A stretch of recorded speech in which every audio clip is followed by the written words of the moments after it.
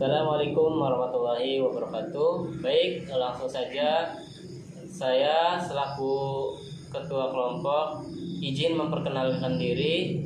Saya Aris Al-Harisi dengan anggota Saya Karoma. Saya Aditya. Nama tim kami yaitu tim Okai dari UIN Sultan Maulana Hasanuddin Banten. Nah, di sini kita akan sedikit menjelaskan mengenai optimalisasi teknologi digital untuk penguatan industri ekonomi syariah di Indonesia. Nah, untuk materi pertama yaitu akan dijelaskan oleh saudari Karomah, yang kedua oleh saya sendiri, yang ketiga yaitu oleh saudari Haditya Kaputri. Ekonom muda, hai ekonom robbani, tempa dirimu untuk bangun bangsa madani. Berbicara tentang teknologi digital, tentunya di era sekarang sudah banyak yang menggunakannya. Nah, hal tersebut tentunya menjadi peluang untuk ekonomi Islam, misalnya dalam Jiswaf. Adapun salah satu caranya yaitu dengan lembaga zakat membuat sebuah aplikasi atau menggait perusahaan dompet digital dalam pembayaran zakat. Adapun manfaat dari program tersebut adalah mempermudah membayar zakat. Dari mempermudah pembayaran zakat ini, kita tidak perlu membuang waktu untuk pergi langsung membayar zakat. Nah, yang kedua yaitu sebagai sarana edukasi literasi ekonomi syariah. Hal ini kita dapat mensisipkan pembelajaran tentang literasi ekonomi syariah. Dan yang terakhir yaitu mampu menggait kaum milenial, karena mayoritas pengguna media digital ini adalah kaum milenial.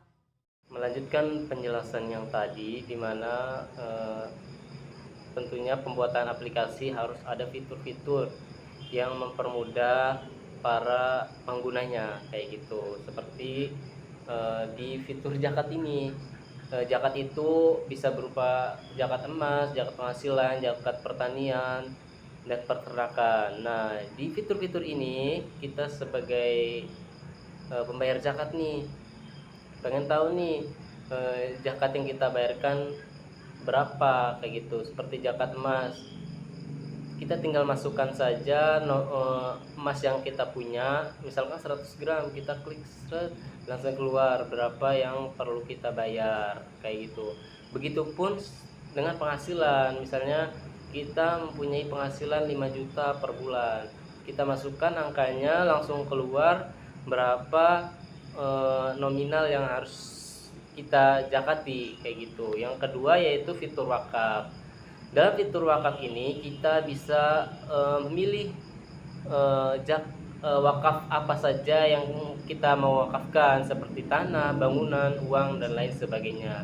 Misalnya kita mau wakaf tanah, kita tinggal klik mau wakaf tanah, nanti dari lembaga zakat itu datang langsung ke kita untuk konfirmasi bahwa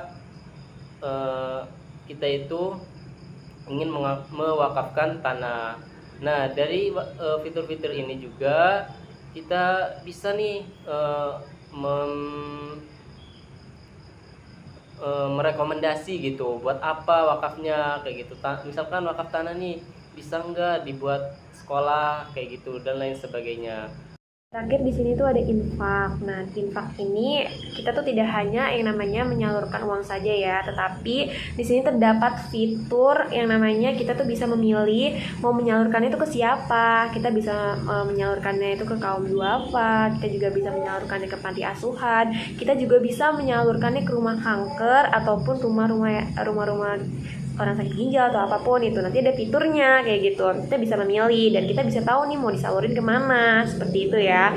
Kan seperti itu lebih enak dan tahu kan ya AKT, oh mau ke sini, mau disalurin sini. Nah, kalian tuh bisa juga yang namanya infak berapapun, mulai dari ya 1.000 atau 2.000 sampai dengan beberapa juta atau berapa, pokoknya ya tidak terbatas lah ya, kalian mau infak itu sangat bagus sekali. Dan yang terakhir ada pendukung literasi. Nah, tanpa adanya pendukung literasi ini, dompet digital ini tidak akan berjalan dengan baik ya, tidak akan berjalan dengan sesungguhnya. Karena buat apa kalau nggak ada literasi, kita tuh nggak mungkin ya, namanya kalau nggak ada literasi bakal sukses begitu aja, nggak. Nah, yang namanya menyukseskan kita itu yang pertama ada media sosial. Nah, dari media sosial ini kita bisa share ataupun menambah ilmu pengetahuan atau mentransfer pengetahuan kepada orang lain melalui media sosial dari Instagram.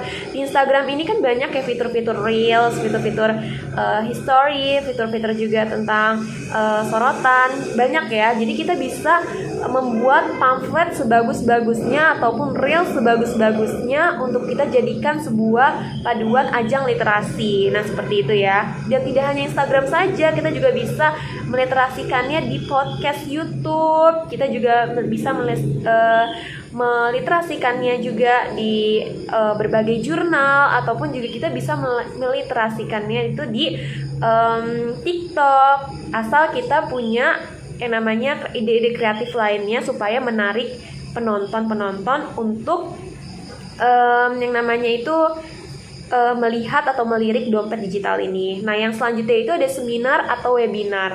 Nah, tanpa ada seminar atau webinar ini, kita juga tidak akan bisa ya sukses, karena di sini untuk mengajak teman-teman berliterasi atau belajar kepada kita ini tentang dompet digital tersebut. Nah, khususnya untuk para mahasiswa, mahasiswi, kaum milenial bakal tahu nih tentang dompet digital ini. Dan yang selanjutnya adalah sosialisasi secara langsung.